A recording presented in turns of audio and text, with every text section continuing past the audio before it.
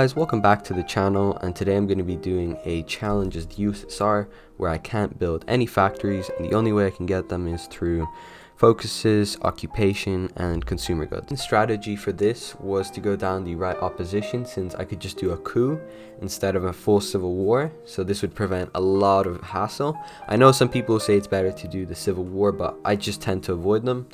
And my main buildings were just synthetic refineries and infrastructure. And another benefit that the right opposition has is you can get to 0 consumer goods, which will give me more factories to work with.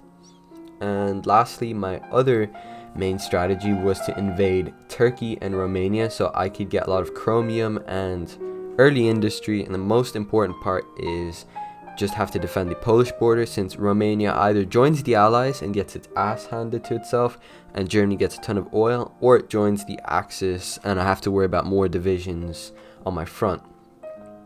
But yeah, that was the main starting out things I did. But I also had to deal with Stalin's paranoia, which was not fun because he almost purged some of the main leaders of my upcoming country. And that's all for now, so I'll just cut to when I invade Turkey.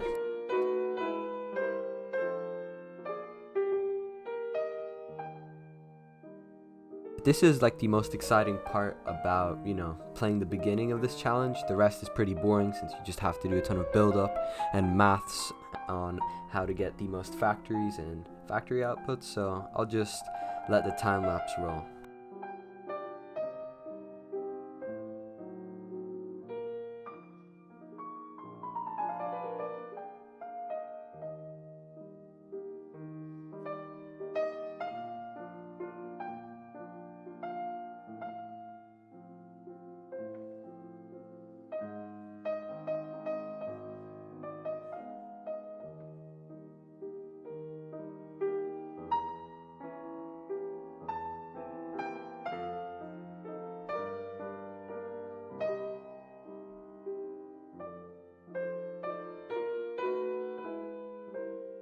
My plan for this video was just to build tanks and very little air, because you can make tanks really cheap if you do some of the Ministry of Defense focuses. The 5-year plan was practically useless. I didn't even bother going for the 4th research slot because, well, I was just researching tanks and infantry equipment.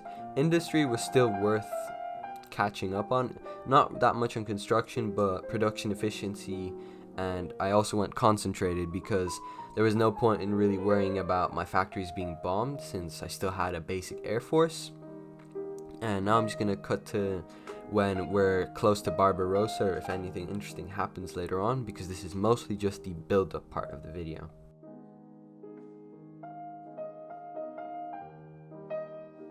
There we go, Germany declared war on me. My main strategy was just build forts and good supply, but those would still get dislodged. So yeah, it was kind of a sad moment when I saw those red bubbles.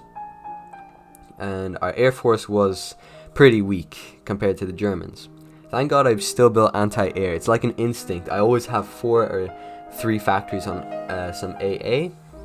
I was getting quite a lot of units out, which was surprising as I still got destroyed at the start. And Turkey was going to be a big pain in the ass later on in the video. I micromanaged my defense quite well because, thanks God, okay, that was a really bad joke, but I managed to have 1943 tanks much ahead of time, so defending was pretty easy. I'd just slot my tanks in and they'd more than compensate for the German stats, but still didn't do that much to prevent me getting pushed back, but it helped quite a lot. My defensive line in Turkey didn't really work too well, so I did take Syria, which was Vichy France. I wasn't expecting them to get annexed that quickly, but still pushed them back, got some pretty good encirclements of German tanks, which helped quite a lot. But then I relied on the Allies a little too much, and I got pushed by Italy in Greece. And here's when I got my first major encirclement. It was about 40 something divisions.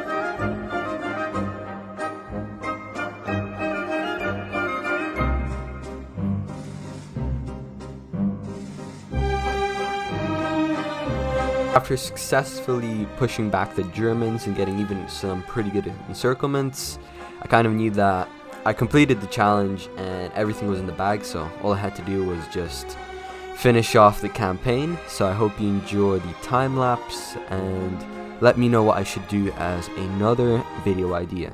See you in the next one.